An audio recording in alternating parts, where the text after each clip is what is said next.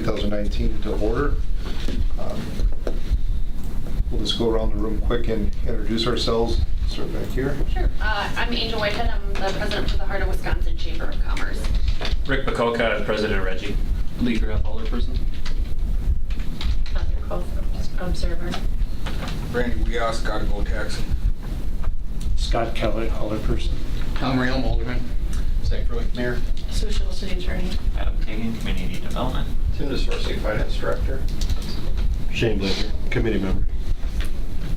Steve Coe, committee member and chairman. I just got a text back here from Jake. He's running late, but he'll be on his way. So. All right. Item number 2 is consider approval of the 2019 to 2020 Class A liquor and Class A beer and Class B liquor and Class B beer license, beer alcohol license. Consider non-renewal or denial for those licenses who are not qualified to hold a license because of delinquencies or disqualifications. So do we need a motion for each separate? Because I have these are the ones that are good to go. Right. I think you can do, is there a listing of them? I think she'll probably put that in the minutes first. Yeah, in a minute. Yeah, I think you just do those separately. Okay. And then what's this one? A payment. So these will be separate. Right. So I want to make a motion to approve the Class B beer, Class C wine, Class A beer and liquor, and Class B beer and liquor licenses that have met all the requirements. And they'll be individually listed in the minutes. I'll second that motion. Are you thinking that's Tim? Yeah, bet. So Okay, good. we have a motion and second on the floor. Is there any further discussion? Hearing none, committee will vote. All in favor signify by saying aye. Aye. All opposed? Ayes have it. And then You have to make, this will be separate. has to be, This one's, oh, this is nothing here. the motion has to be the affirmative. It has to be a positive. So we, Well, I mean, you We'll make could, a motion to of your intent to deny. deny those if they don't pay personal property taxes. So I'll make a motion to deny the 2 licenses that are delinquent in taxes. I'll second that motion. We have any further discussion? Hearing none, committee will vote. All in favor signify by saying aye. Aye. All opposed? Ayes have it. So do you want those Yeah. listed minutes?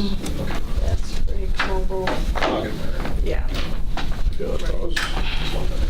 And then I'll make a motion to, should I make a motion to approve these licenses pending Yeah, because payment? they actually by law have a little more time to pay, Bill, so right. I guess So- those are just pending payment of the application fees. Correct. So I'll make a motion to approve these licenses pending their payment of fees prior to picking up the license. I'll second that. We have a motion and a second. Any further discussion? Hearing none, committee will vote. All in favor signify by saying aye. Aye. Aye. All opposed? And they're being mailed a letter also. So Yep. Ayes have it. Okay. I guess if there was anything in here that you were... that kind of fruit didn't seem to be over me. All right. Okay. Moving on is consideration of taxi cab license renewal applications from Rapids Quick Cab LLC, All Aboard Taxi LLC, and Gotta Go Taxi. Do you want separate motions for each, or? I don't think so, if you're all... Yeah, if it's apparently there's unanimous. no, did you look through them at all? Nothing was right. Yeah, nothing, there was no recommendation for denial. Are those? Right here. Oh, there they are. Yeah. Yeah, so there seems to be nothing there. One has, this is payment, that one needs payments, so maybe we should take that one separate.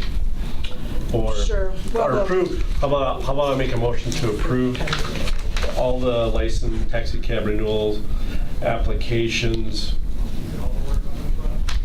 pending that payment has been made and all supporting documentation has been included. I'll second. We have a motion and second. Any further discussion? Hearing none, committee will vote. All in favor signify by saying aye. Aye. All opposed? Ayes have it. Thank you. Item number 4, consider a special event application from Central Wisconsin BMX Club Incorporated for a Badger State 3-day national event held July 26th through July 28th, 2019, using the east side compost site for entrance and parking, requesting the compost be closed on Friday, July 26th and Saturday, July 27th from 7 a.m. to 5 p.m. and Sunday, July 28th from 8 p.m. to 2 p.m. Go ahead.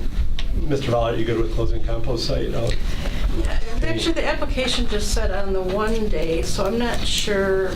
Well, Saturday'd be the only day, isn't it? Yeah, I guess it would. So the compost, the west side, or the east side, I'm sorry, is open Mondays and Wednesdays and Saturday. Okay, so it'll just be Saturday. So the only time that it would actually have to be closed would be for the Saturday Okay. usage. Okay, good with that? Yeah, we spoke with them probably last February when they first found out that they had this event. And so we're trying to be proactive and have it set up as best as we can, so. I'll make a motion that we approve the events application because it's a very good thing for our community, and the closing of the compost site on Saturday. July 27th. Is that, yeah, July 27th. I'll second. We have a motion and second. Is there any other further discussion? Do we sign that in advance? Yep. Well, in advance of that day's Yeah, at a minimum, the 2 weeks prior to that Saturday that it would be closed. So. Any other discussion? That's the event. Hearing none, committee will vote. All in favor signify by saying aye. Aye. All opposed? Ayes have it. Item number 5, consider a request from Robert Rossetti of Metalco Incorporated on behalf of Giampaolo W. Rapids Realty LLC for use of the City of Wisconsin Rapids owned outlot with parcel number 34-09864 for stormwater management purposes for the proposed Metalco facility being constructed on the adjacent lot to the north to include a maintenance agreement. So we're going to start with moving this one, Adam? Sure, yeah, Joe Higston is next door, so if you have more technical questions, I can voice grab him. But I thought a little drawing might be helpful on this one. I've got a couple more copies. But basically, this is similar to what was done on the west side of the Commerce, in the Commerce Park. The city owns an outlot that we have reserved for rail purposes, and then we also make it available for stormwater in case there is additional stormwater needs or when development happens. So if you look at the drawing, there's, I believe, 2 or 3 on-site stormwater retention, detention ponds that will be part of the Metalco development. And then within the long, narrow strip on the south, they'll be putting additional stormwater there as well. That's driven in large part because this has a very large truck loading area on the south side of the building. So there's a lot of pavement, which means there's a lot of runoff, which means you got to deal with a lot of stormwater. So ultimately, the comments from engineering are that they're acceptable of it as long as, number one, there's the long-term maintenance agreement in place, which is required for all stormwater facilities, and also ensuring that there is sufficient room for the future rail extension in case we need to extend it farther east, and for an access road to be there. Otherwise, the city staff was sufficient. It's along the south side by that vegetative buffer? Correct, yeah, it's those 2 kind of rectangles, and that south end would be the use of this property. And you can see the room for the future rail spur onto the north of those ponds. And again, if you drive out and go behind where the fertilizer plant is and the grain company and ECC, it's a very similar situation.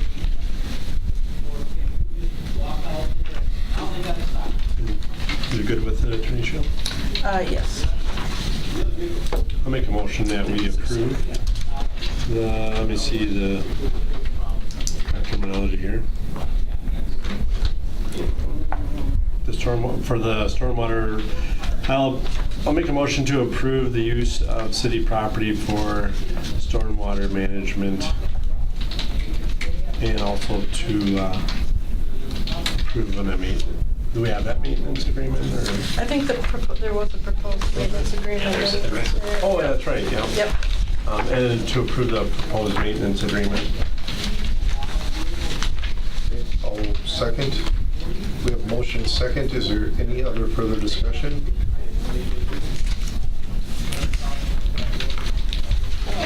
Hearing none, committee will vote. All in favor signify by saying aye. Aye. All opposed? Ayes have it. Item number 6 is consider approval of a request to fund the facade improvement program in 2019 within the downtown waterfront district, and to have a program administered by the Heart of Wisconsin. And Eric and then Angel is here from the Chamber of Commerce as well. Okay. So this is the same request that has been before the committee and council over the last 2 years. Back in, let's see, that would be 2017 now. We reestablished the facade program, and we established that money from the room tax that was slated for economic development would be the funding stream for that. So we have kept the funding amount consistent over the last 2 years. We're proposing that same amount, which is about $23,000 if I'm not mistaken. Overall, we have both years that the program has been in place, we've had a total of 4 projects. Some have been bigger, some have been smaller. Examples of the projects that occurred this year are, there are pictures. So we had 3 projects per year. I would categorize it as we had 2 very small projects. One being Square Bar that did some upgrades to their awnings and windows and the structure holding the sign. Venus also did some improvements, replacing a door, making it a little more attractive, changing some of the color scheme and adding an additional window.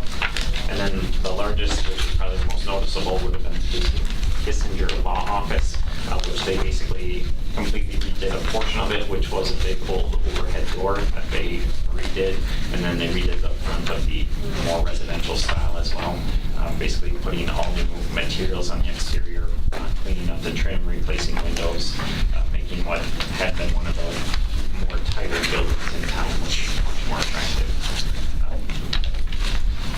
Angel can talk probably a little bit more on her plans for promoting the program as the administrators of it, but there are certain properties that we would be trying to target, basically to go out and try and recruit them to participate in this program.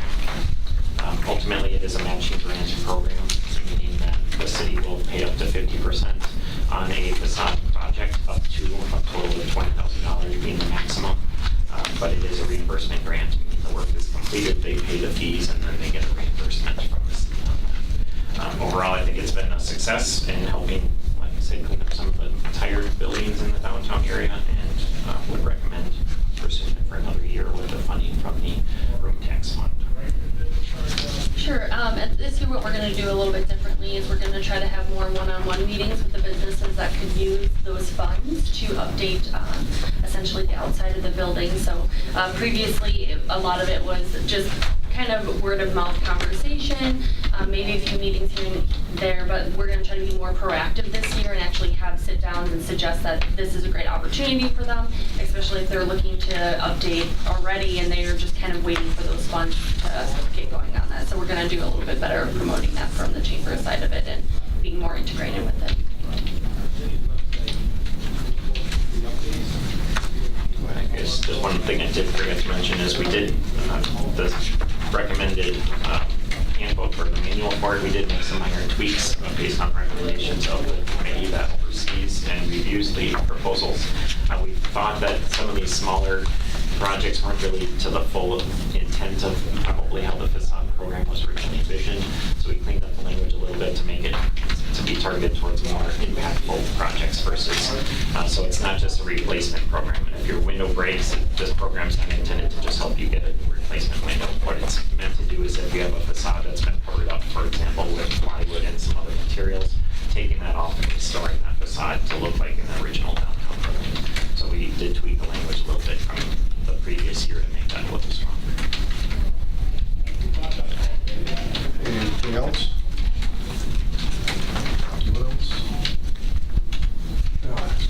So, and just to make, you do not have to be a member of the Heart of Wisconsin to participate in this program? Correct. Yeah, we just have to be located within the downtown waterfront area, which basically encompasses east and west downtown.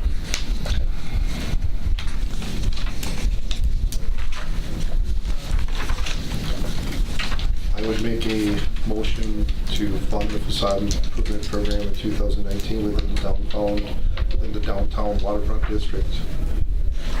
Second. Motion and second. Any further discussion? The amount The amount of funding is is 23.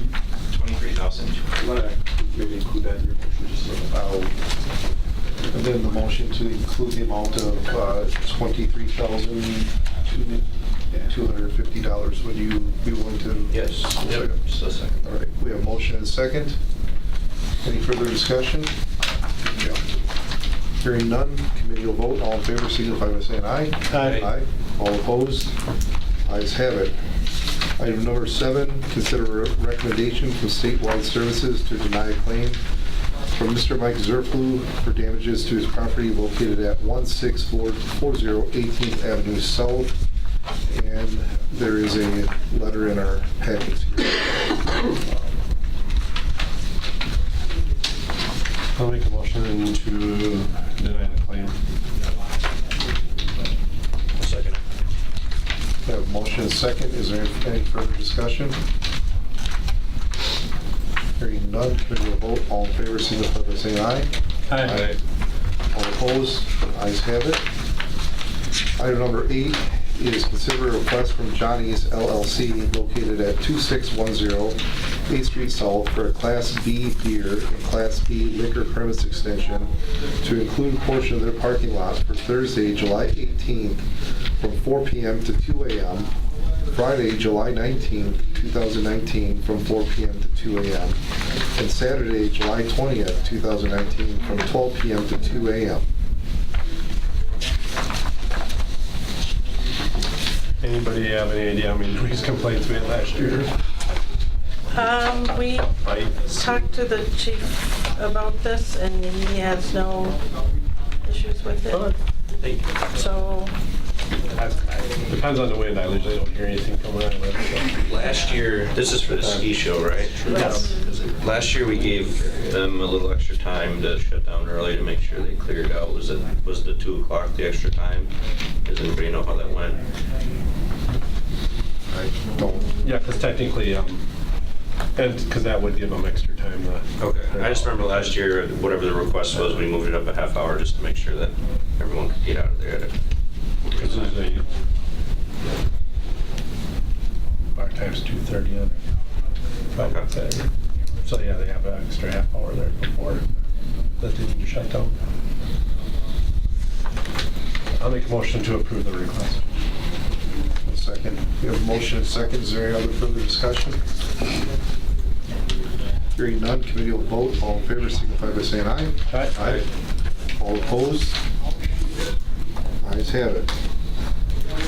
Item number 9, review and consider for approval the creation of a Rapids Rediscovered New Housing Development Program.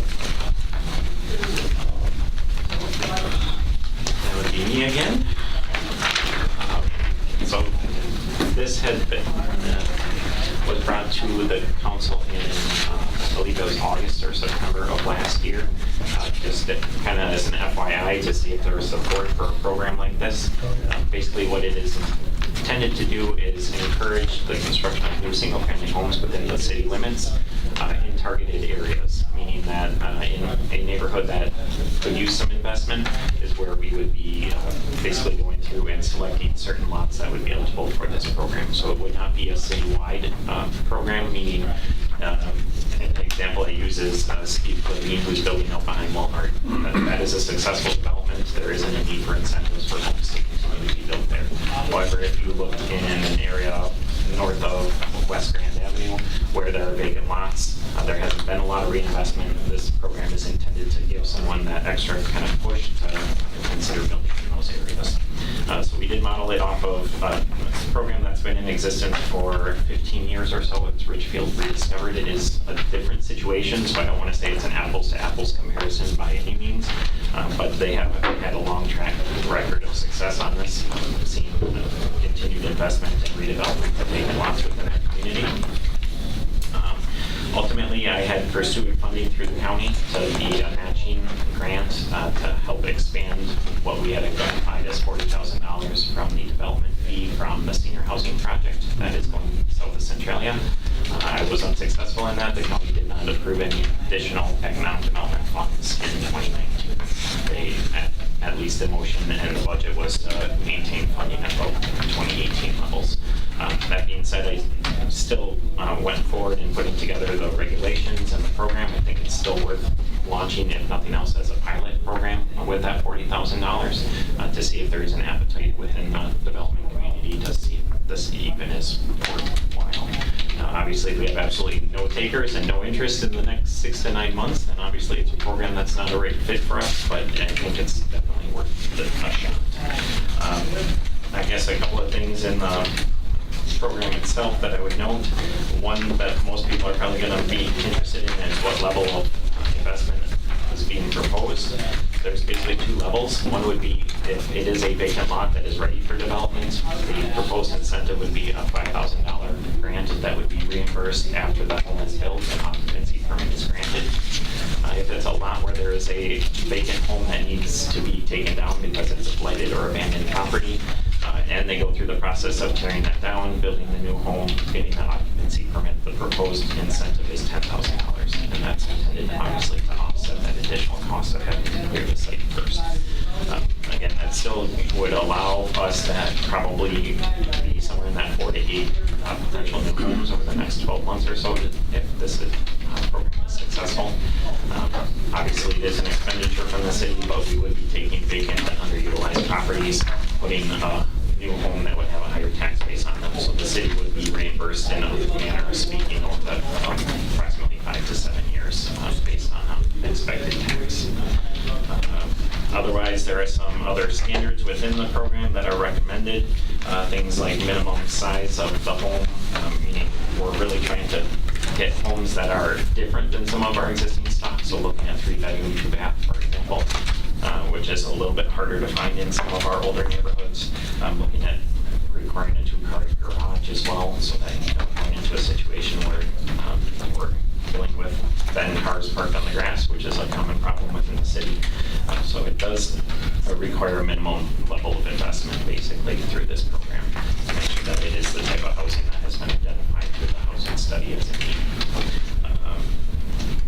If the program is supported by the council, then we would basically create that short list of most likely 5 to 10 vacant lots throughout the city that are either city-owned or privately owned, that those owners are looking to sell those properties, and those would kind of be the vetted properties that would be targeted for this program. And again, those would be identified in those neighborhoods that need the investment. I got a question for you. Just want to make sure I understand this correctly. You've talked about vacant lots, or I think you've also talked about like if someone acquires a blighted property, that the intention would be to tear it down and then rebuild it. If somebody were to take and purchase a vacant house that needs fixing up, would there be grant money available for that type of project without necessarily having to raise the entire property? Not under this program. This program was intended for new construction at this point. I would suggest that the city also needs probably some sort of program to encourage redevelopment of homes that are maybe on the way down, but could use some reinvestment to be saved, but that wasn't the target of this particular program. If, for example, there isn't the need or the desire or a commitment from the building community to take advantage of this program, that could be a potential pivot in year 2 if that funding is still there, to look at more of a redevelopment or a rehab program versus a new construction program. I'd also add, I think there's a few financial programs out there that, one, if people are income qualifying, if they are first-time home buyers, or if their income meets a certain threshold, they're eligible for USDA rural development monies. I think some communities, and talking with Adam about this, some communities actually apply for CDBG, community development block grant money to create another program, again, that would be separate than this one, because this is new construction, as Adam said, but I think I would certainly agree there's a need for housing rehab support, especially if there's again, a targeted area, if there's property values that are a certain level that we're wanting to get some movement upward on, that could be a targeted approach. But I think most of those, we could apply for some federal or state monies to help support and create a program for that, on rehab specifically. And the city actually did apply for a grant, so there is actually funds through our redevelopment authority. Again, that's income qualified. That will help pay for things like new windows, new siding, new mechanicals. And it basically operates as a grant. It is technically a loan, but you don't have to make payments on it until, I think it's 30 years or when the home is sold. So it's basically a very low cost way to do rehab on those structures. So the city has a program through that. The county is a member of a multi-county program as well. Very similar. Again, it's income qualified, but that does help for some of those rehab projects. I think CAP Services is our administrator, right, for the HCRI program, so that would be the one vehicle. I don't know exactly it's more like, isn't it like more like weatherization and furnace and roof and some of those like critical things where you're aesthetic, windows as opposed to like an aesthetic. It's not going to pay for granite countertops. Yeah, perfect field type thing. That's a good question. Adam, does this apply to a group, let's say a nonprofit group wanting to build on a piece of property as long as they meet the requirements? Habitat for Humanity. Correct. Yeah. There's nothing in here that would specifically prohibit it. Adam, this would apply to singular individual new construction as well as multiple housing projects? It's for single family only. Single family, correct, but a developer could build 3 houses and apply for this as opposed to a person could just, for their house could. Correct. Yeah, right. Yeah, it can either be a home buyer or it can be a builder who's doing it on a spec basis. Just 2 comments to what Adam said. One is, yes, Wood County did turn that down. That does not mean that they would not be amenable to a request for 2020. They're undergoing some visionary changes to their economic development process. The other is, the advantage here, I believe, for Wisconsin Rapids is to get some new construction going in single-family residential, and the developers will see how quickly those properties sell or are up, and that will incentivize them to move further in that direction. I think it's a great project. Go ahead, Chief. Yeah, I would agree. I think it's a really good idea. I know there's several lots that used to have blighted homes on them. One of them that comes to mind is just off of Chestnut, kind of over by Witterfield. Just there's houses and then one empty lot. There's 1 or 2 on West Grand, and it'd be nice to see some housing go up on here. And we've all talked about how we need more housing, and really the debate's not been that we need more housing, just what that is, whether it's apartments or not. So this would be a good step in that direction to add to that as well, I'd say. So. Go ahead, Lou.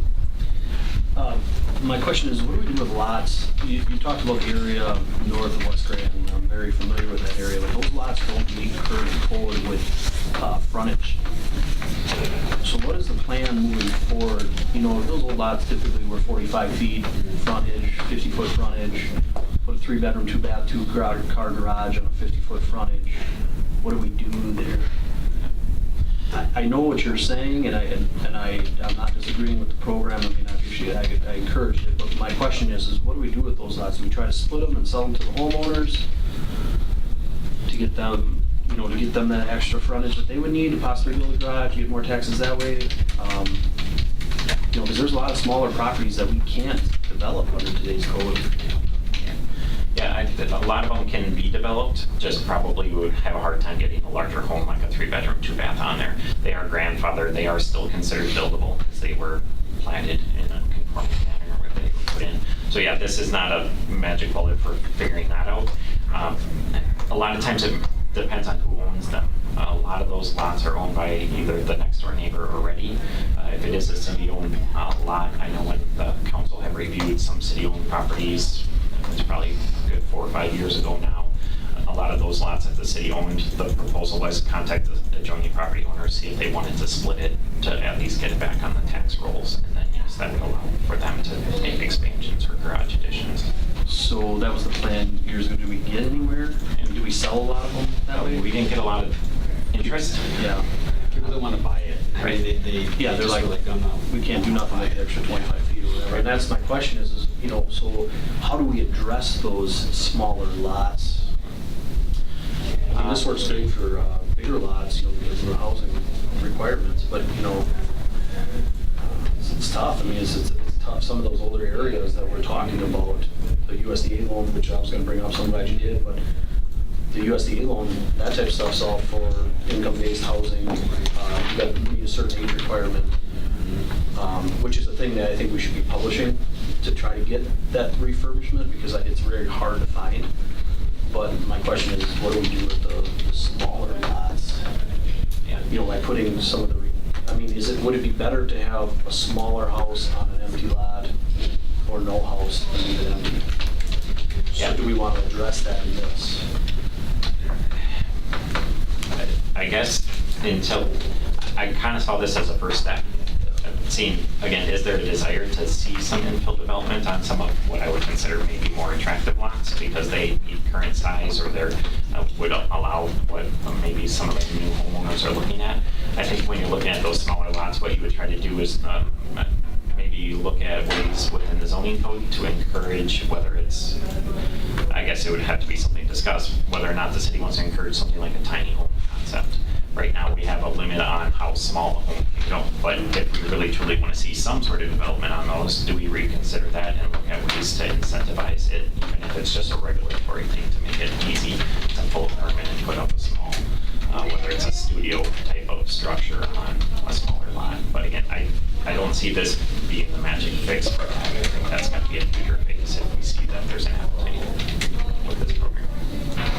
And I would just add that I think the assessor has talked about certain blocks within certain older neighborhoods, right? Probably some of the neighborhoods you're talking about where very small, non-conforming lots where there's maybe a landlord right now who is maybe more senior wanting to get out of the business where they could sell to a developer then to have those properties packaged, right? There's some of the assessed values on those things within the $20,000 range, and it's like, when lots are probably assessed at 10 or, you know, larger lots, of course, but you could combine and package. And I think to your point, yeah, first step, and I think if we can get an interest level from builders, I think the whole point of this was trying to get some activity in the building scene. There's a couple builders that have put up some spec homes. I think you've seen them probably on Lincoln near Grove School.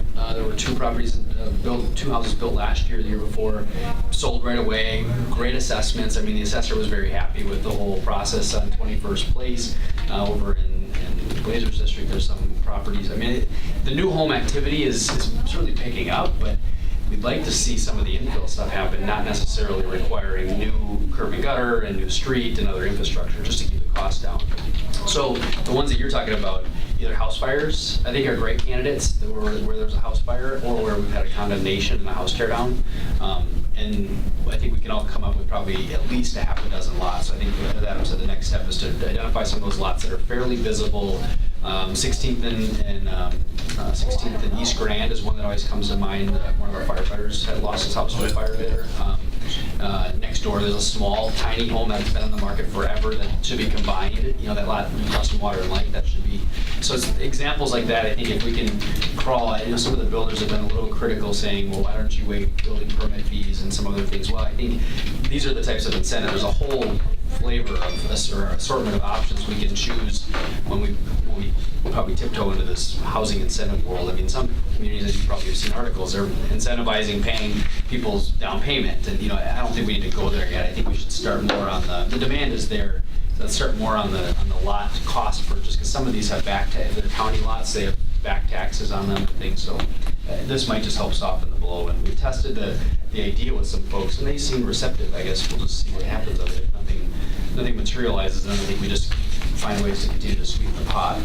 The other piece that's coming, that's step 2 in this, and Adam can talk maybe a bit more about it, is along the lines of all the city lots. We look at the Savon subdivision. There's some other areas that have not sold completely. There's utilities there, there's services there, so it wouldn't cost, it wouldn't be prohibitive for somebody to go home on. And I think it's just a matter of finding some ways to incentivize some of that. And I think, so that's the next referral you'll see on housing is related to this Bull Circle area, where there's services and lots that are owned by the city yet that are perfectly good lots.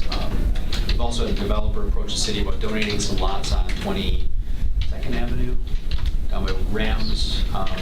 You know, don't have to improve street surface and things to them, so it would be a cost prohibitive thing potentially. But things like that, I think it's just a matter of looking at GIS and aggregating a list of lots and finding some ways to incentivize new home construction. And I don't think you need to give away the farm on incentivizing it. People will build in the city if they, you know, if the lot in the neighborhood and such fit. So just a couple comments.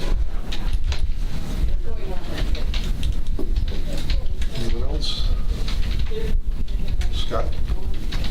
No, this is a great program. Like Adam mentioned, it was 15 years in Richfield, Minnesota, which is a similar suburb of Wisconsin Rapids, older community. And I got the idea, I didn't get the idea, but my daughter purchased one of the homes that was sold, and all around are ranches, small ranches, and it's a beautiful little house that was put in there. Otherwise, it was a substandard home prior to that. And so it's a win-win. Your tax base, and, you know, it just, and if you get a small builder that might want to just take these lots on, it's great because you have local builder, you got local supplies. It's just, it's a good idea.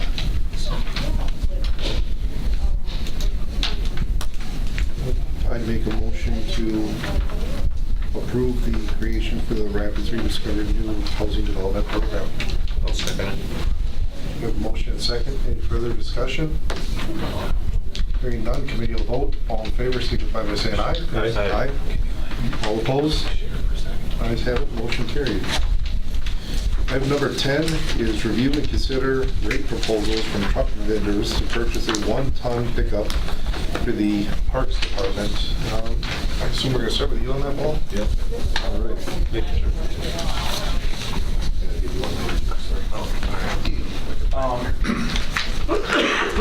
Yeah, so this was started back in end of April. Went through and started to rewrite the spec that we normally send out for requests for proposals. In reviewing the spec with a couple of the vendors, it became apparent that because of the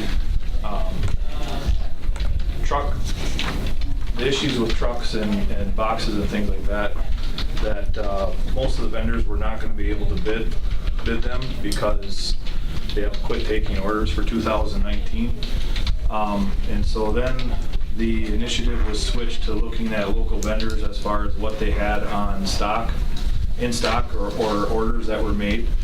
And so looking at the, what I just handed out to you then is there's 3 vendors, Scafidi of Stevens Point, B&H Truck of Marshfield, and then Fred Mueller of Wausau, that have trucks on their lots, and they're really kind of the players in central Wisconsin as far as the commercial truck industries go.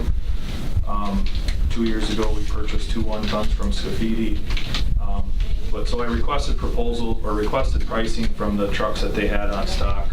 I then compared their build sheets to the proposals that would have been sent out.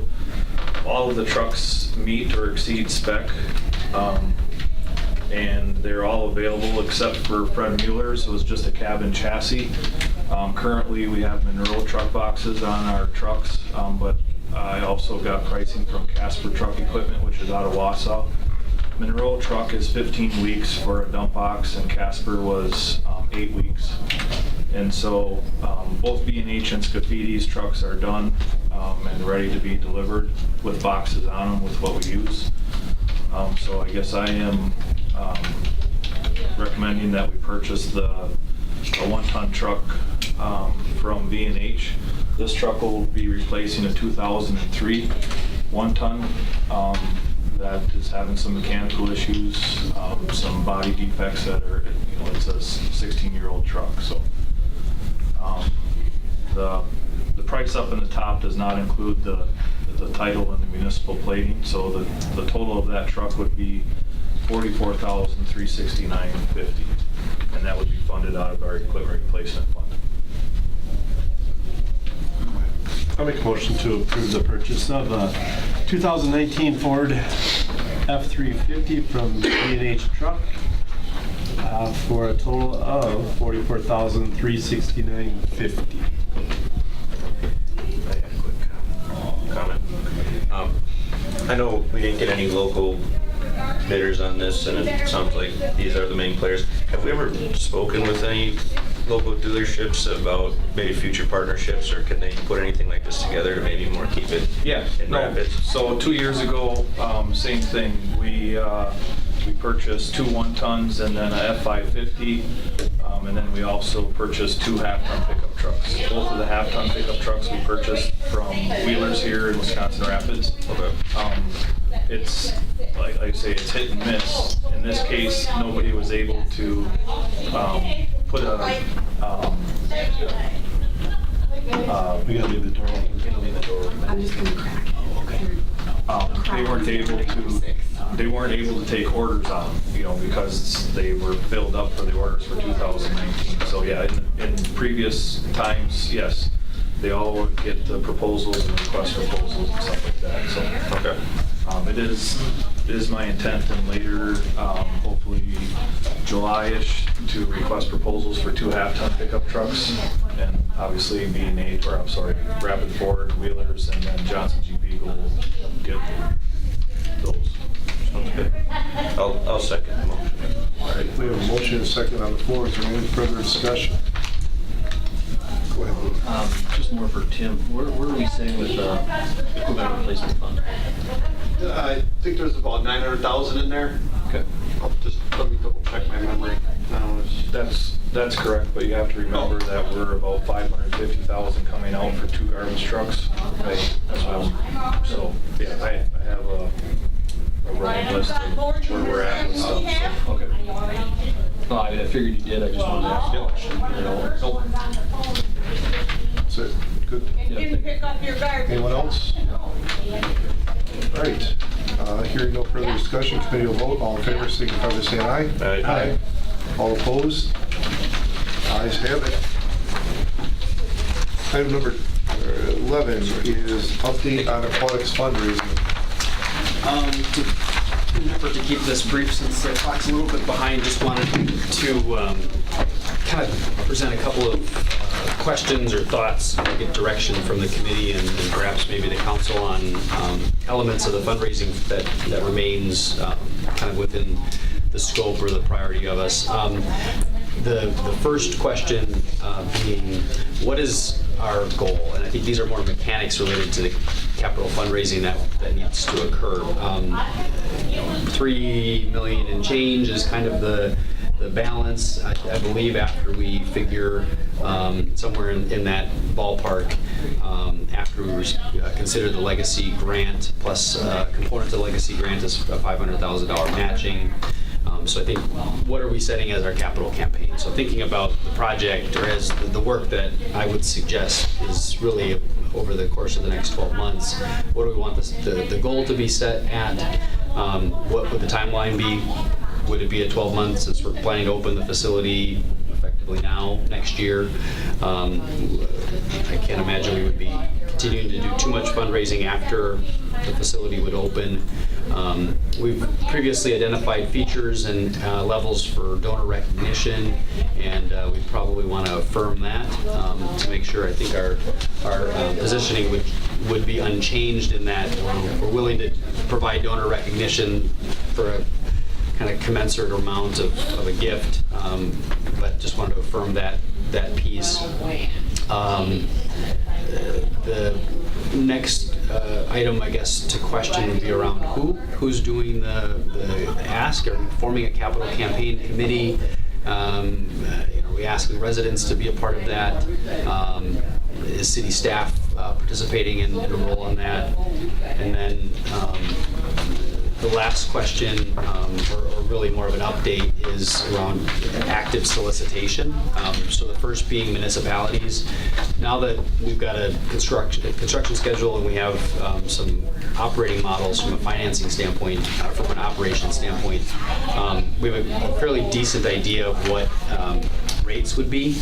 So many of the surrounding municipalities, the question they're going to ask is, what is it going to cost for non-residents? And I think we should, at some point in the near future, set some ranges for non-resident fees, so that way we can sit in front of a town or a village around us and say, well, here's what the resident rates will be and here's what the non-resident rates will be, in an effort to incentivize them to potentially consider a capital or an ongoing contribution.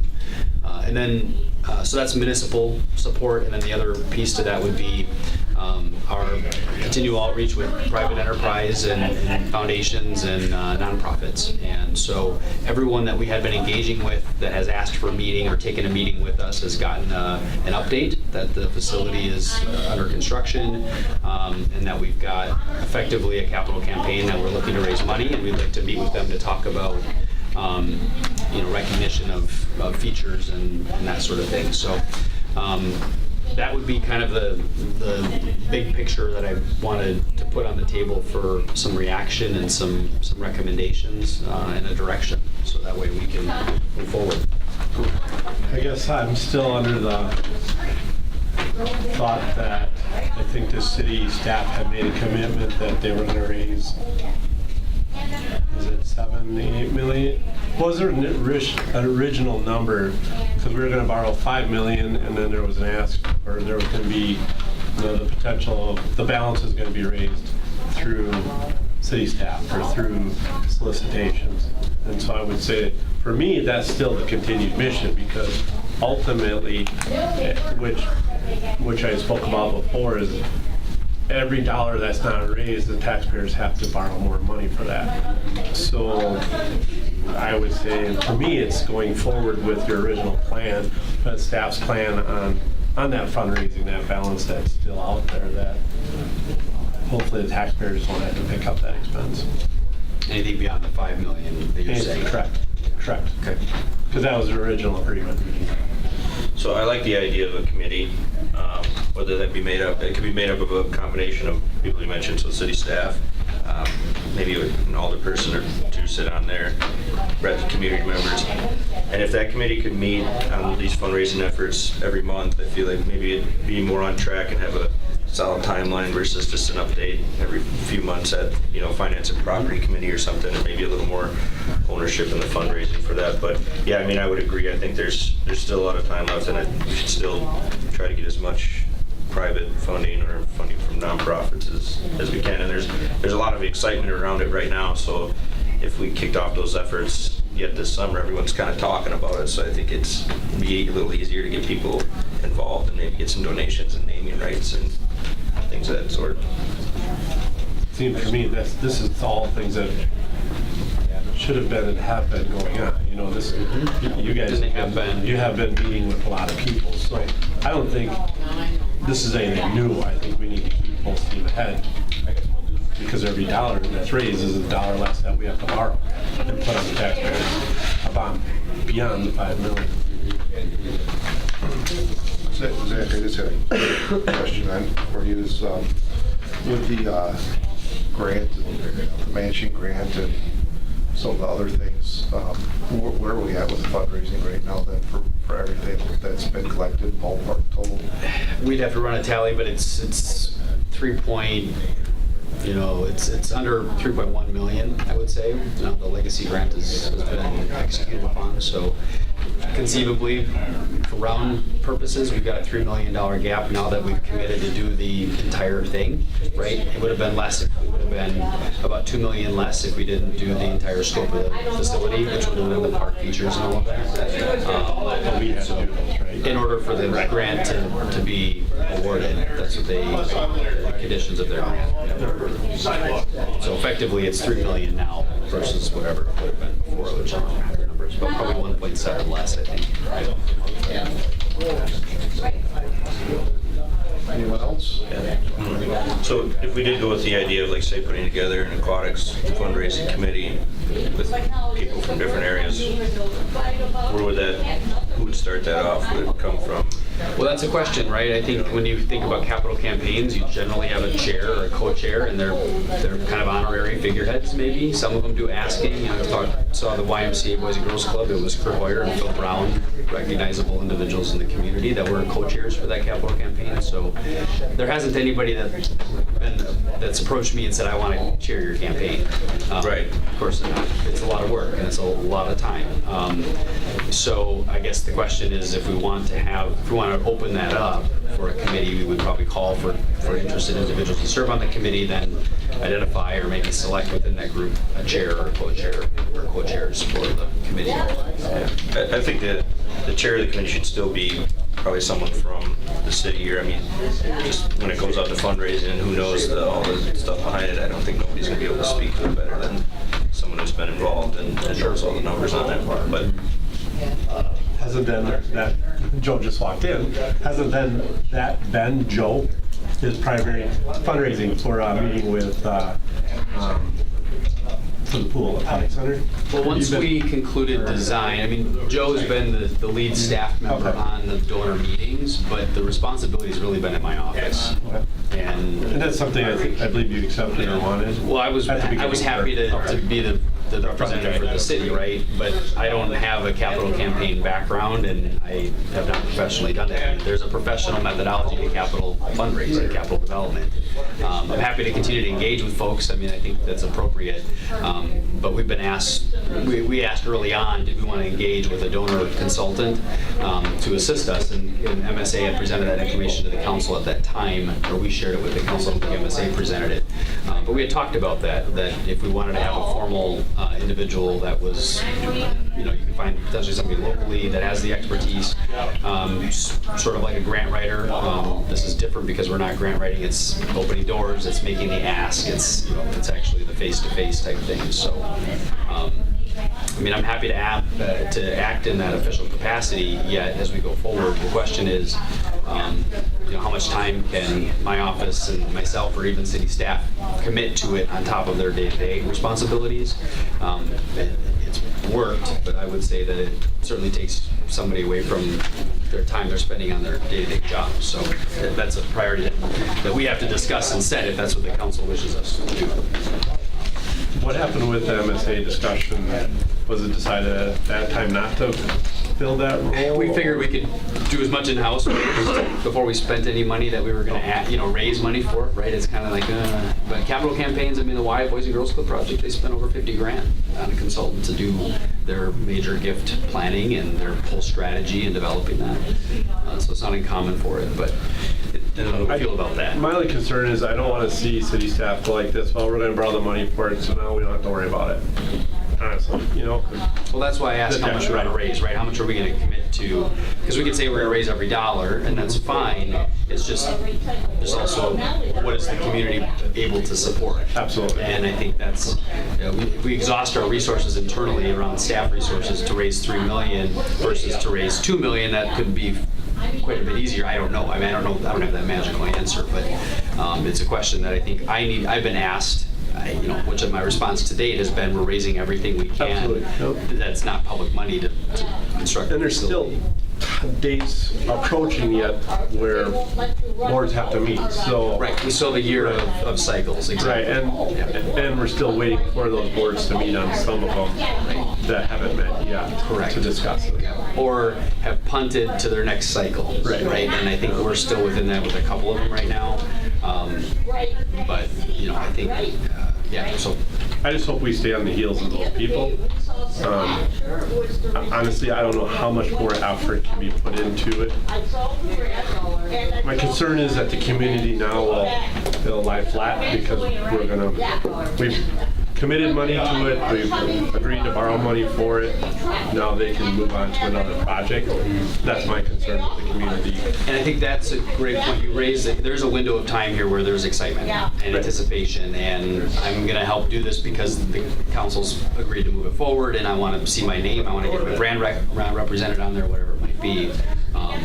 and that window is no more than a year, right? It may be even 9 months. You know, the bigger donors are going to consider for their own reasons, but I do think that you know, the community is willing to do small fundraisers. It's just, do we commit our time to do Rough Horizon? You know, no. You know, we've done that as a PR, as an outreach, but there might be still some other. You know, it might be a mail campaign that we go to the constituents to ask those that, you know, they want to do a direct mail. It's probably not going to generate $1 million, but it'll generate maybe $500,000 or something to that effect. But that all costs money and, you know, staff time to do, and I just kind of want to get, and perhaps the capital campaign with council designee to support it might be enough. Yeah, I mean, the idea of bringing in a community member, if they were volunteering, I know the WISE fundraising campaign was very successful. I mean, if they spend only $50,000 to raise the amount of money that they did, I think that's a pretty good return compared to if we got to then go, you know, borrow the whatever million, we'll end up paying some money anyway. So I think hopefully we can get someone in the community, if we open it up, to come on board, and I'd like to see a committee of someone to chair that and people outreach and get this going, because I don't even know if it'd be 9 months. I think we got the rest of maybe 2019 and then rolling in. I don't know. The excitement will be there when it opens, but the ability to get funds, I don't know if it'll be as easy as it is right now. But yeah, I think we consider some type of option of if you guys don't have the time to get someone out there really pushing hard to see what we can get. We could revisit what that information was. I don't have it. Yeah, I'd at least like to see, because I don't think I was on council. No, at it the was time. probably 2016 as we were starting to raise money at that point. So we can look at that. And I don't even know if it was a sub-consultant of theirs that they've used on other like projects. That's why that person entered the picture. So we could ask them, well, what capacity is there from a donor standpoint? Go ahead, Tom. Yeah, I think, Mayor, I think for right now the ball's been put back in your lap. But what I'd say, I'll volunteer to be on a committee, at least initially. I haven't been involved with this since, I think, day one or just about it. I think to come up with a committee of different people in the community and see what that committee wants to do. I think to have somebody, one or two people, whatever, to be chairman of the committee, you know, as you said, you don't have the background or in that, and none of us here do, I don't think, anything in this room. So it's to see if there's somebody in the community that has knowledge of that, how to go ahead, that may want to do that, with name recognition, somebody in the community that would want to come on board, to give direction to this. But I think a thing has to go along with that is, you mentioned early on, is a fee structure, and that's part of it too. I think to look at other communities to come in, you know, what is the non-resident fee going to be versus what a community may want to, how that would offset the, you know, daily fee or yearly fee of a non-resident virtually. So I think come up with some type of committee and see where it goes. Just to report back here before I guess it would get off the ground or something, that would be. Otherwise, I think just get the thing going, and that you know, a year from now it's going to open, and there's a couple, as you said, hopefully, you know, it's coming into the cycle that they may give some money, but I think we're going to be looking at, you know, hitting other groups, and that, I think, well, you know, there's a lot of interest, I think, and support within the community for this. It's a big undertaking, a big project that the city has taken on, but there's that $3 million for exactly what it is to try to come up with it. And, you know, I'm sitting here in my chair, very inexperienced with doing anything like that too, but it just seems to me that it's a feasible thing that we can do over the next 9 to 12 months.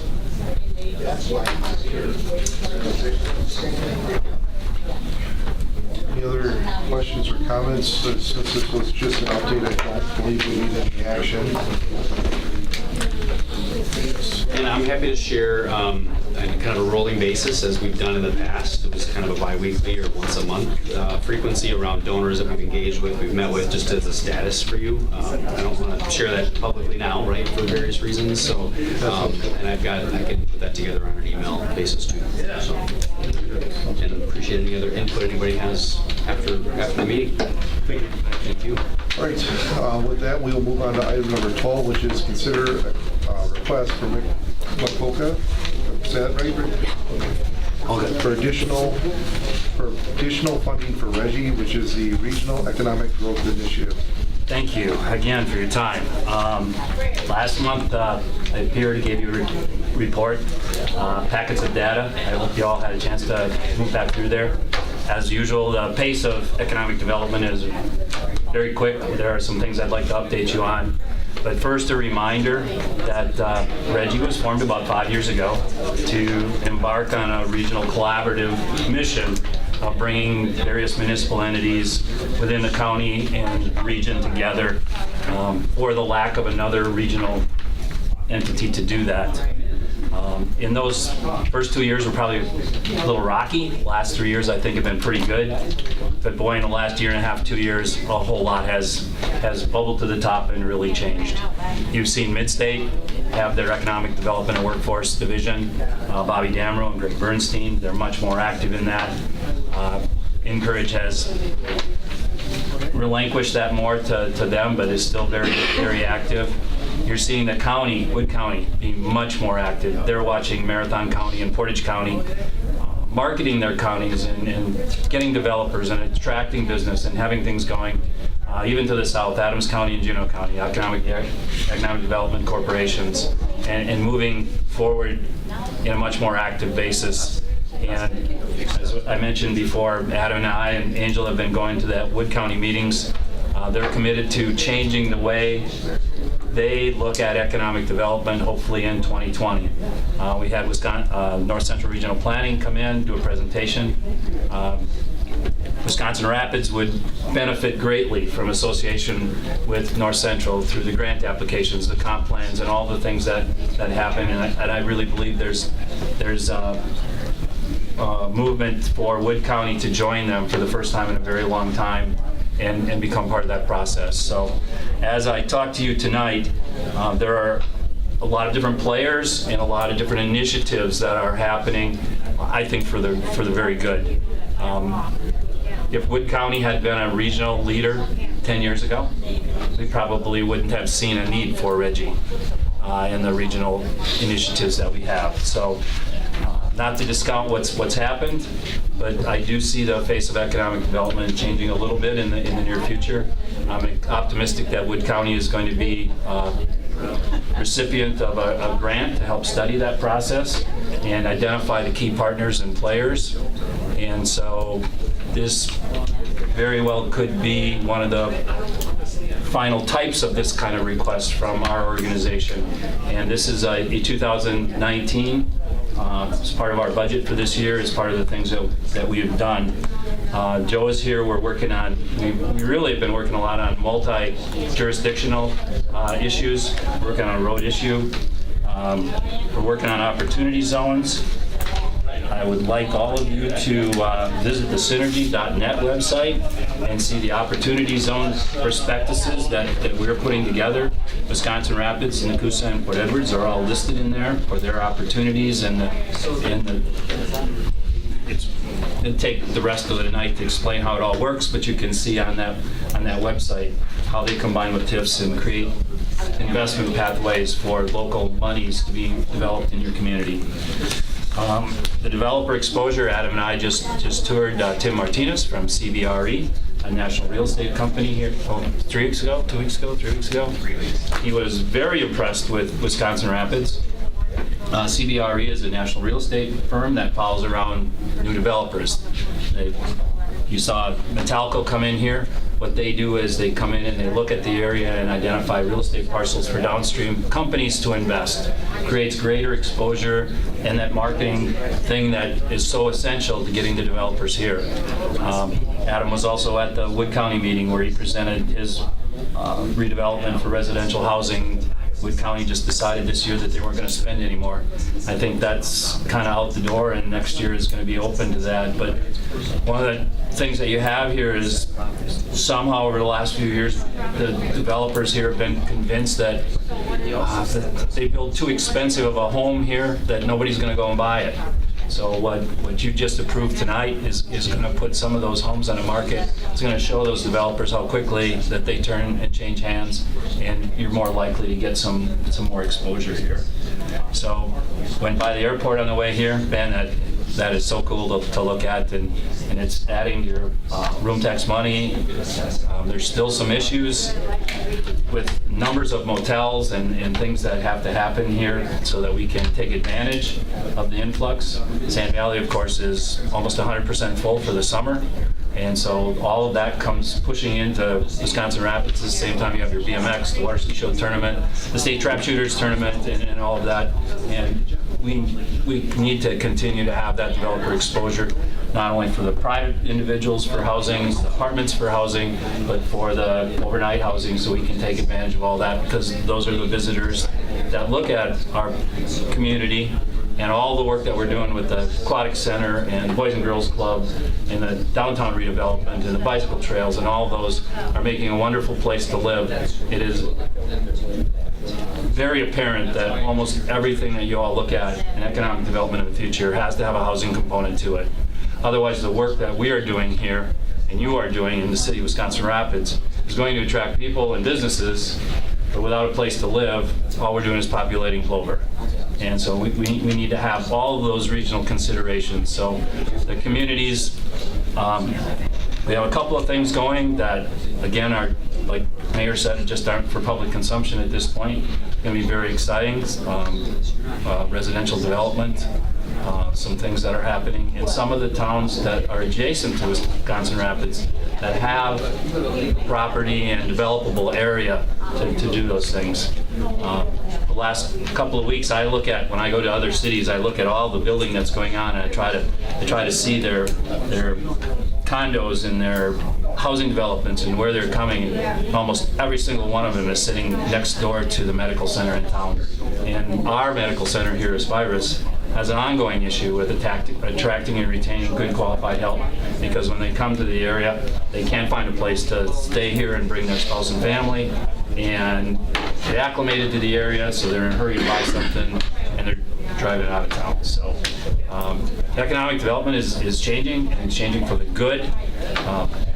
Adam and Mayor Tickhoff, we had a discussion with Raider Hill, the organization who is marketing the Shopko stores. It was very illuminating. Adam, if you want to add anything to this, go ahead. But they're marketing the Shopko stores. They're from Cleveland, Ohio. They look at a map, or they look up Wikipedia, and they see Wisconsin Rapids, 18,000. It's been 18,000 for 12 years. They look at the demographics of it, and they say, how in the heck are we going to ever convince somebody on a national scale to fill a 100,000 square foot building? They don't see the potential for it.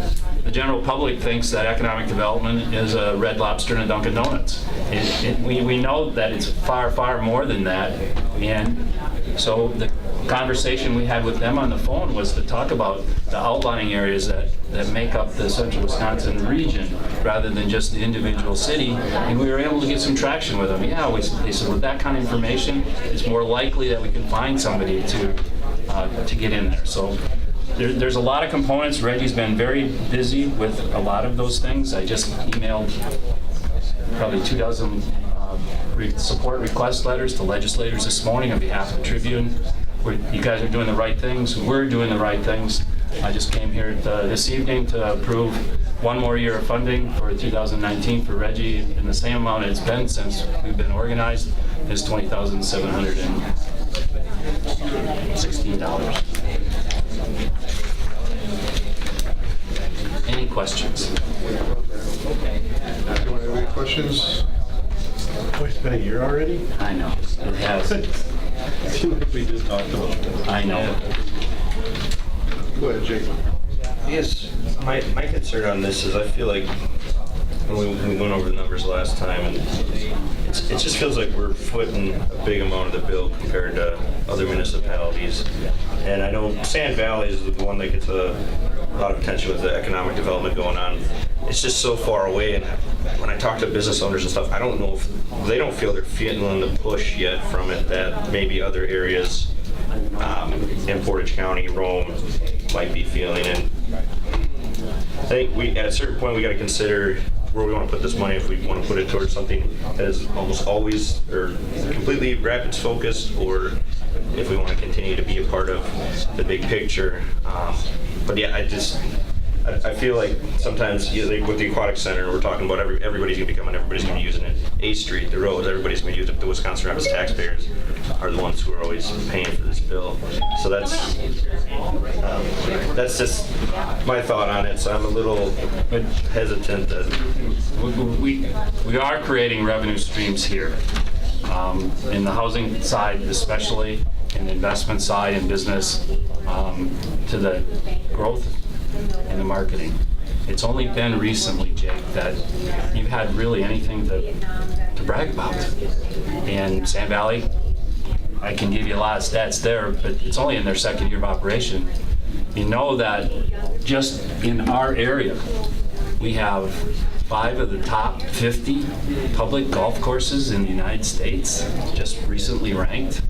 And the developer there has six of those, 2 of them in our area. So we're getting people here. And part of the economic development has to be that exposure. Wisconsin Economic Development Association has asked me to be a keynote speaker in the fall conference. I'm going to talk a lot about Wisconsin Rapids. It's the core leader. Surrounding communities look to you for leadership. Would it be great if, when the paper mills left a few years ago, that the county stepped forward or somebody else stepped forward? They are now, and that's what I'm saying. This isn't a never-ending pit in which you pour money. I can see in Reggie's future that we would be much more project-oriented. Grand Rapids, Saratoga, Nakusa, Rome, the county all contribute, as do many private Aspirus, et cetera, Solaris, to Reggie's operation. So I don't disagree with you. I don't think that this is a 15-year project that's going to continually eat up money. But I also think that this funding comes out of the room tax, and Reggie is certainly doing its part to reimburse that flavor or that revenue stream in Wisconsin Rapids. I have a question, and that is, and I'm not sure if this is too minute or irrelevant, but we're talking about beautification of Wisconsin Rapids and drawing people here. We get people here, but then the motels that we offer are not the greatest. I mean, we have the Mead. I don't know what it's called now, but that's kind of the best that we have to offer, and we're having people come into our city. Is there any type of, I don't know the exact words, but regulation or oversight or cooperation with the motels to kind of up their standards maybe a little, so that, you know, people that come to our city aren't thinking that. Actually, Ali and I were just talking about that before the meeting. A lot of these jets come in, their flight crews look to stay where the airport is. And we really don't have a chain. And so their frequent reward card stuff, because they go to all the different cities and they have their favorites that they go to. We tried to talk to the Mead to get them to honor some of these so that those people stayed in town. And so when the people get off the plane, this is the first time they've been here, they ask the flight crews, where can we go to eat? Where can we stay? We don't have really good answers for that. It's been this little void time period where we've not paid well enough attention to those kinds of things, and I call that the marketing of our town. You look at what Wausau's doing, you look at what Portage County's doing, they just funded their Future Regions program. Angel has been going to that as well, and it's looking forward in time to how they can address that. And if a community or a region looks stagnant, it's really hard to get developer interest in it. And so what you talked about tonight with the housing, developers are going to see those houses built and sold. They're going to be anxious to build more because there's money in them. And we have that momentum. We just need to keep it going. I think Wood County is going to do some really good things with this grant that they're hopefully going to get, and identifying how the partners play together and who should be funding those partners and how things move forward. Can I chime in on kind of her question? So I know the Visitor Center works with the motels and hotels very closely, especially with some of these national BMX, water ski. My experience is hospitality, specifically with the Hotel Mead, and they work at different levels for when these things come in. So I think maybe some of the gapping is remembering that it should be high expectations all the time, and not just when we have these larger conferences and sporting events. And I know the Chamber and the CVB are working closely to do a FAM tour, which I don't know if everyone's aware of that. The FAM tour is a familiar tour, so you take around the front face of retail and hospitality and say, these are all the cool things to do here, and this is what's great to brag about the community when visitors come in. So that's something we're doing to help kind of combat that. Maybe people don't understand what we have because we live here so long and so often that we forget about those wonderful recreational things that we have to do. The river cuts right through us, and there's a lot of opportunities and a lot of growth in the community. So to answer your question specifically, we are starting some initiatives and things specifically related to the hospitality and hotel and retail face and that customer service. To answer your question. Well, I know a lot of our motels aren't brands, and so to draw in people from out of the area that don't necessarily know, I mean, you've got the internet sites and whatnot, but maybe through through your organization, maybe an incentive for these hotels is maybe to start up like a Wisconsin Rapids type website where they, they could go to help find, I don't know if that's part of it, where you list the motels and... Sure, and as the chamber, on our website, we actually have a directory that's open to the public that if you click hotels and motels, anyone that's a member is listed. So the Mead's listed, Cobblestone's listed. So one of those hidden things that we have in our community that people don't necessarily know about or are aware of is we have a directory for anything. So you can look up automobiles and any shops are listed there. And so we have a lot of those things. And there has been lots of conversations with lots of nonprofits, the city and the county, about a one-stop shop website. What does that look like bragging about the community? That's a further way discussion, but to answer for you. Reggie has helped fund motel studies for Nakusa and Rome. They both came out very, very favorable. The challenge is always getting the developer to come here, and economic development unfortunately doesn't happen for consumer convenience. It happens for corporate profitability. And we have to be able to show them that this is a very valid, growing place and it's going to be profitable for their investment. Has there been a hotel study on Rapids? Not recently. Angel hasn't been. The closest that we did was when We do need some high-end lodging. We do need at least one very high-end restaurant. And with all the rest of the stuff that's going on, you have the firefighters memorial that are bringing people in from throughout the continental U.S. You have the track shoes of Wisconsin. They're drawing people from around the world. And every weekend now, they're booked up. They have over 1,000 people shooting on weekends. And Rome is going to get all this, not us, if we don't start to move. And to your point, Rome considers, most people that live in there that we meet, considers part of Rapids as in Wood County, more so than the southern part of Adams County. Some of that's kind of changing, but remember when Rome wanted to break away? I was town chairman and held a public hearing on whether we should break away from Adams County and join Wood County because we identified so much with what was going on here. And that space between Rome and Wisconsin Rapids is occupied by Saratoga, and things are changing there too.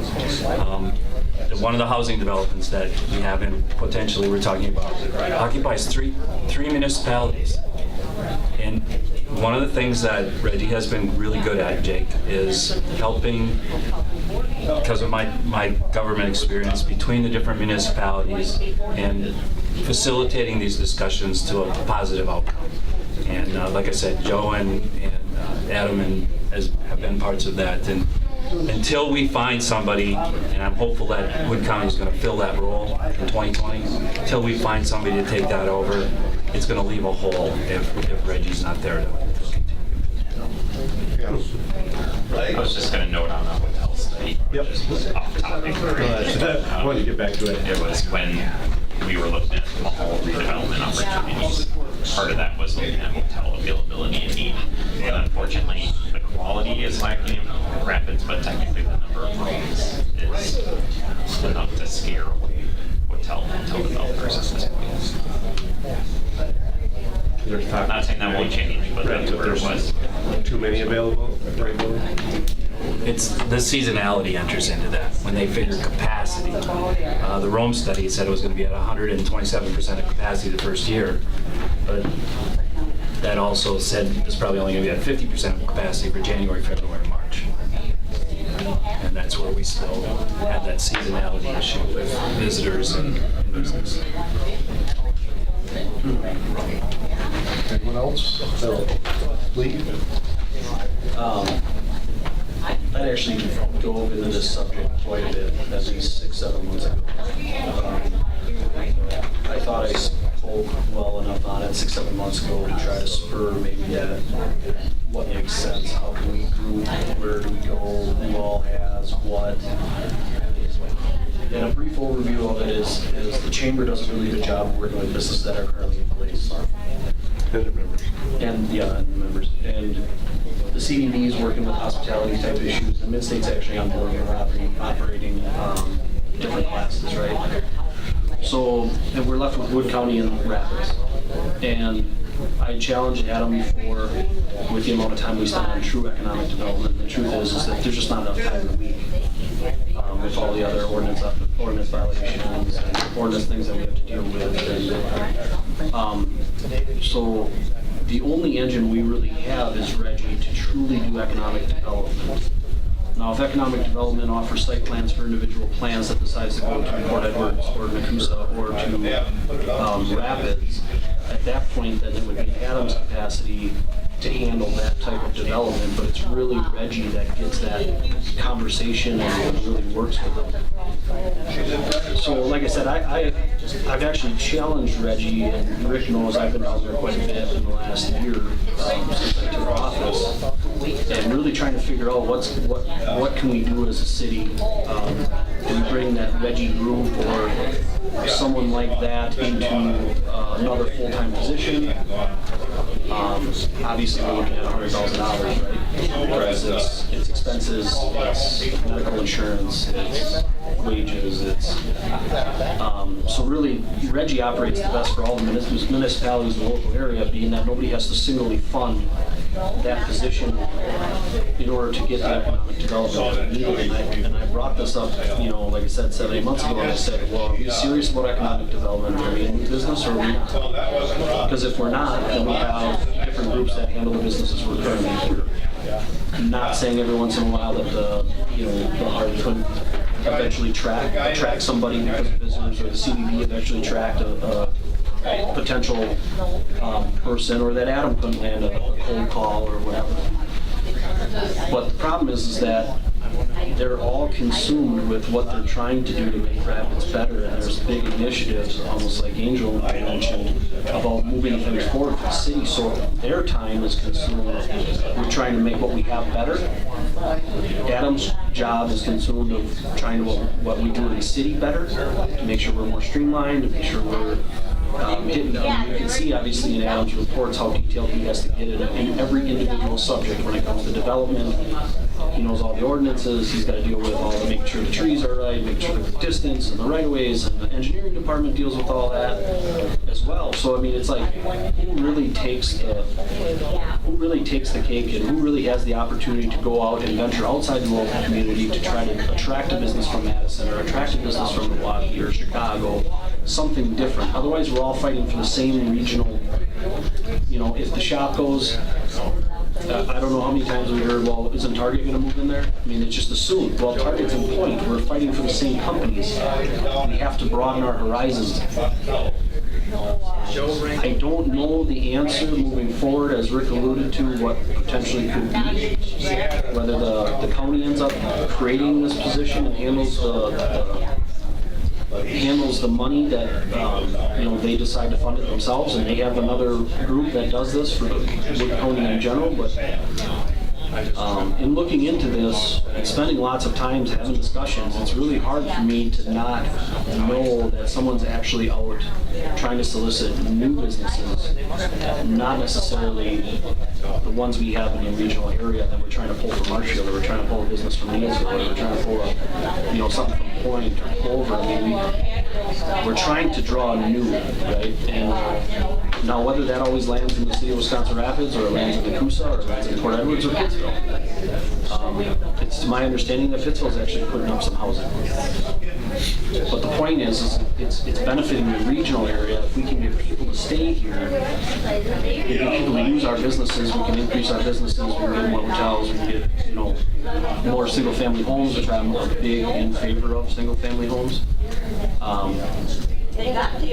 So what I challenged Jim and Rick about was, what can we do moving forward? I mean, is it enough? Is currently our level enough? Because are we really serious, or are we just kicking the can down the road?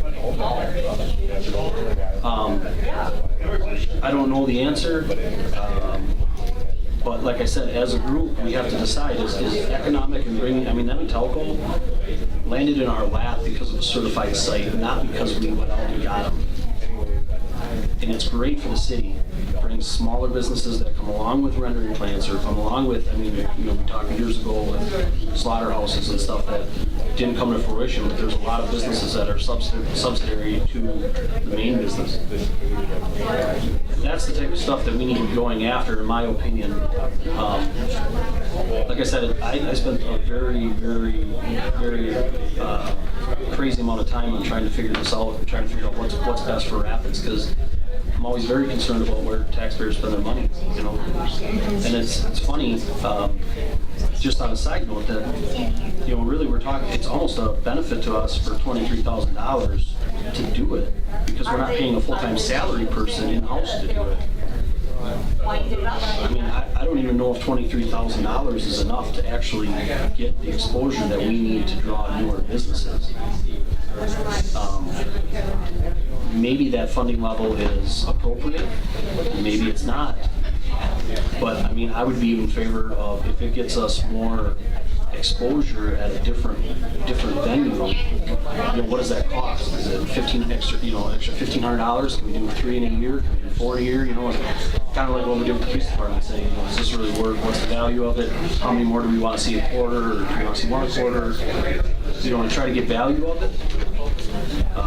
That's just my tidbit. I'm sorry for ranting. It's taken Reggie 3 years to get credibility now, get asked to be a keynote speaker at a statewide conference. There's going to be more than 200 developers in that room listening to me talk about public-private partnerships. This is part of what they want to hear is happening as incentive for them to come and investigate a region. I don't know how you put a value on that, but every one of them is going to get invited here. Yeah, one last thing here. I mean, I agree, we definitely need a face to the economic drive around here and an organization to do it. I just was speaking more to that I'd like to see some of these other municipalities step up and either we get more of Reggie's time and a focus towards driving things toward Rapids. I realize it's hard to do that when it's a regional focus, and but That's more of what I care about, is that we're getting the same fair shake as other communities that are paying a lot less than what we are. I agree. And one of the things that I started to do this year, Reggie started to do, and I'd like to do more of next year, is to have more of a contract between the communities that identify specific projects, specific areas of work, and metrics that gauge that, so that you can go back and talk to your public and say, you know, this is what we asked them to do, this is what they did do. And so I have that, like with Rome, I proposed that to Saratoga and Grand Rapids. Yeah, I think that'd be a great idea, because it's hard to quantify really what we're getting out of this $20,000 versus what these others that are paying maybe a couple thousand. You guys did a hotel study for them, you did this. Are we subsidizing that time in those areas, or are we, it's hard to read the benefits without something like that. We contributed about half of the cost of those studies, but only one community is in the small numbers, and it was based on their size and population. But otherwise, Saratoga at 4,500 is probably the lowest, and Grand Rapids and Rome and Adams County now is contributing. We're getting more and more and more. Like I said, it took a little while to get traction and credibility, and I think we have that now. Excellent. Appreciate your questions. I'll be brief. Like I said, I can't believe it's already been almost a year. I'm in favor of Reggie, and I spoke last time about being in favor of, but I'm not in favor of taxpayers funding it. And I think last time I said, you know, I'd be in favor of, in the future, as a step-down approach to removing the taxpayer funding, because we 25,000 we budget to the heart under the guise of economic development, Reggie under economic development. You know, we're starting to spread out this money where would it be better to funnel that money into a pool, into a position in planning and economic development department where we have control over it, where we have, where we can, you know, pretty much keep it in-house in that sense, and the accountability piece and the direction of that position can be determined by the council and also by Adam. And so I honestly am not in favor at the same funding level. As I said last year, you know, I'm in favor of funding, but I'm in favor of stepping down and kind of cutting that cord. And I don't know what that number would be. So you guys can make your motion, and then I guess we can have a discussion at council. And to your point, Shane, that's exactly what this grant that Wood County applied for, is to identify the partners and how that funding should occur. And so what this is for 19. I totally expect a totally new overview of the funding process through the grant. And Reggie was supportive of the grant and wrote support letters for it, helped provide demographics and whatever. And as I said at the beginning, this is something the county should have done a long time ago. But if you were to compare Wisconsin Rapids to even Marshfield, Marshfield has its own economic development director there. And Marshfield has been more aggressive. So just hoping that we could see a way to do this one more year and see what Wood County comes up with from their plan. And I think it's going to be a lot more comprehensive than the piecemeal approach to which you just described. Because that's really what, you know, it is. Very piecemeal with you know, people within the county and the city that wear a hat but don't have time to do those type of responsibilities, and same with the Heart and now Reggie, and I just think it's just kind of splashed out there right now. I do think that you should probably make a motion and then move on, and then probably have a discussion at council. I'm wondering. I have no desire to make a motion, to be honest. Because we don't have anything else in place right now for economic development, and Reggie is our economic development driver right now, I think we should keep it in place and have discussions down the road. So I'll make the motion to approve the additional funding for Regional Economic Growth Initiative for $20,716. I'll second. We have a motion and a second. Any further discussion? Hearing none, committee will vote. All in favor, signify by saying aye. Aye. All opposed? Nay. All right, the ayes have it, 2 ayes, 1 nay. Thank you, gentlemen. Yep. Item number 13 is audit of the bills. I was gonna say, I never got any bills, so we're gonna have to hold off on that. Yeah, we'll do double next month. Okay. I can send it to you guys in the meantime, so if there's something. I guess, just so we're formally formal, I will make a motion to audit the bills at the July Property and Finance Committee meeting. We have motion second on the floor. Is there any further discussion? Hearing none, committee will vote. All in favor signify by saying aye. Aye. All opposed, ayes have it. Item number 14, beverage operator licenses. From what I understand, these are just waiting on their payments. These are regular monthly renewals. New ones and renewals. Not more recognized. Correct. I didn't see any denials. I can make a motion. I took a look at this, so. So I'll make a motion to approve the new and renewed renewal applications. I'll second it. We have motion second on the floor. Is there any other further discussion? Hearing none, committee will vote. All in favor signify by saying aye. Aye. All opposed? Ayes have it. Item number 15 is to set our next meeting date. The first Tuesday in July is on July 2nd. And then obviously the next one would be on July 9th. I don't know if anyone's planning on taking a week or a long weekend with the 4th of July being on a Thursday, but I have no problem. Tim will be gone on I'll this? go to Canada, yeah. You can come back. Huh? Come back. Maybe. You guys have me in a second. Well, Tim just said he was going to be in Okay, Canada. I was gonna say, I might have that week off. You guys are seriously doing Ma'am, you got, it's a public meeting, you just gotta hold it. You know, it's public meeting, so is ours. And we're elderly, and disabled, and cranky. Okay.